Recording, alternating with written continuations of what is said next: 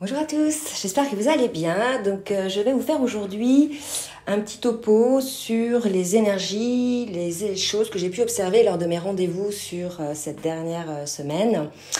Donc on a une féminine en ce moment qui est plutôt en train de revisiter son positionnement, je dirais, dans son relationnel, que ce soit au travail, en famille ou en amitié.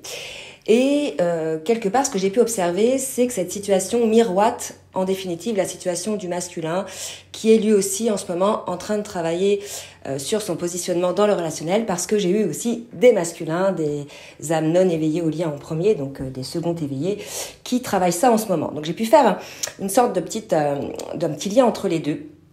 Donc on a une féminine là en ce moment, enfin qui se rend compte qu'elle s'est positionnée en rôle de sauveur. Donc évidemment, au début de parcours, elle s'est positionnée dans le rôle de sauveur par rapport au lien, par rapport au masculin, lorsqu'elle était encore dans sa dépendance affective, dans ses blessures, dans ses traumas. Là, aujourd'hui, beaucoup des féminines qui me suivent sont plutôt en milieu, fin de parcours. Certaines entament leur détachement, sont en début de switch, d'autres sont vraiment en fin de parcours, avec vraiment un détachement je vais pas dire total, parce qu'il y a toujours des petits moments où il y a des petites irritations, je vais dire peut-être, mais vraiment ça redescend très vite. Et là on a une féminine en fait qui aujourd'hui se rend compte de son rôle de sauveur à l'extérieur aussi, par rapport, je dirais, à son relationnel. Donc ça peut être au niveau du travail, au niveau amical, ce côté sauveur. Et finalement on a une féminine qui quitte ce côté sauveur pour tomber bien malgré elle dans le rôle du bourreau, voyez. Donc là, c'est important pour certaines féminines d'observer quelles sont vos dynamiques relationnelles, donc dans le triangle de Karpman, essayez de voir un petit peu.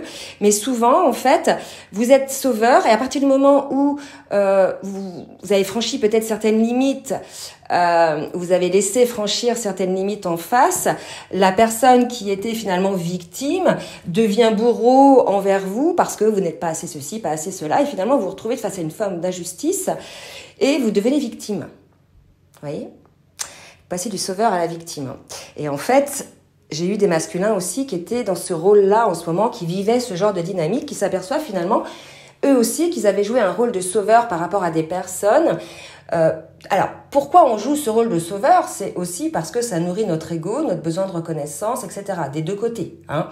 Donc ça, c'est parce qu'on est assez immature, on a encore des traumas, des blessures, qui fait qu'on a besoin d'avoir ces rôles-là. Mais lorsque l'on est guéri, lorsque l'on est aligné en soi-même, on n'a plus besoin de la validation extérieure, du regard extérieur. Donc ça, vraiment, ce rôle-là, il est véritablement encore lorsqu'il y a des blessures. Mais malgré les guérisons, il peut y avoir des petits réflexes relationnels. Donc je vous invite vraiment à observer les féminines chez vous, ces petits réflexes.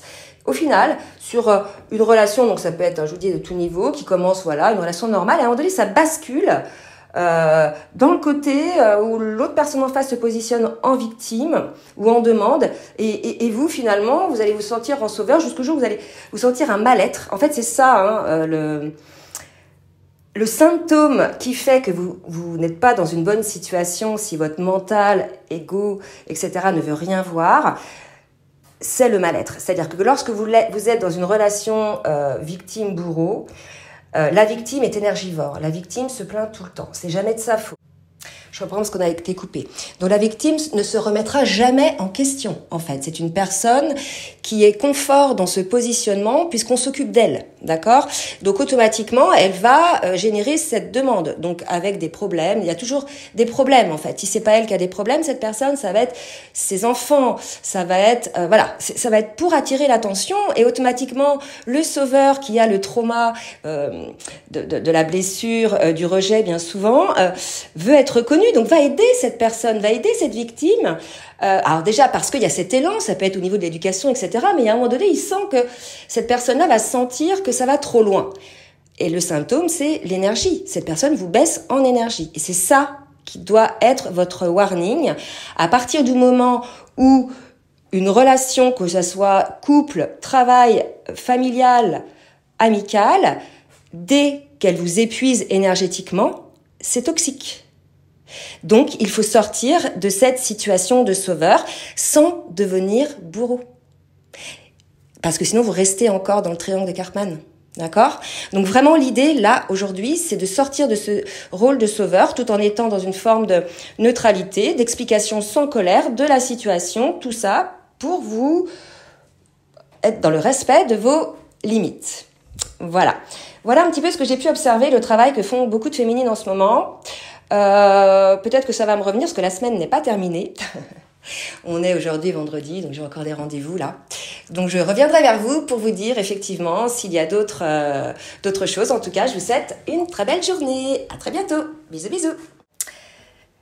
Oui, je vais faire un petit aparté avant la vidéo. Donc vous verrez, je fais l'intro de la vidéo après. Mais je voulais dire que quand je parle de féminine, je parle de l'âme éveillée au lien en premier dans les liens d'âme. Donc bien sûr, cela peut concerner des hommes, d'accord? Et quand je parle du masculin, je parle des âmes non éveillées au lien en premier.